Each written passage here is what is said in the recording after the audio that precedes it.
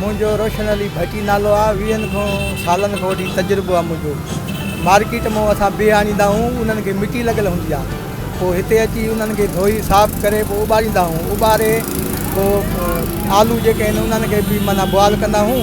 पोइ मसाला विझंदा आहियूं। उन में जीरो थियो, अजीनो थियो, सावा धाणा थिया, मिर्च थिया, उहे सभु विझी बिह खे कटे वरी उन में मसालो विच में विझी वरी उहो बेसण में ॿोड़े ऐं इहो माना तयारु कंदा आहियूं।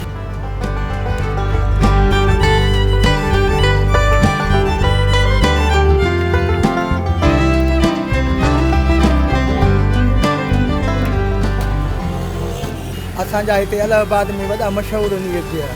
ॿुधो सॼो मुल्क खाईंदो आहे। ओड़ो पाड़ो ॾोकरी ॾींदे माना दादूअ ताईं हलंदा आहिनि। इहे मशहूरु आहिनि असांजा लाड़काणे जा पकोड़ा।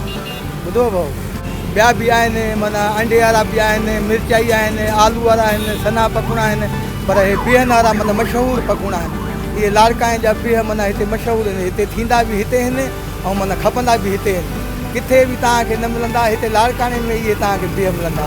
हिते लाड़काणे जा माना बिह हिते ज़मीन में थींदा आहिनि। हिते माना पाणी जाम आहे, पोइ इन जे करे माना बिह हितां जा मशहूरु आहिनि। अब इहे जेके पोखिया वेंदा आहिनि इहे पबुण माना इहो पाणीअ जो तलाउ आहे। उन में कवल जो बूटो आहे, उन में अछा बि गुल थींदा आहिनि, गुलाबी बि थींदा आहिनि, पबुण जी टिकी बि थींदी आहे। उन जी जेकी पाड़ आहे उहे ई बिह आहिनि। बिह माना एॾा मशहूरु आहिनि असांजे लाड़काणे में, किथे बि तव्हांखे न मिलंदा।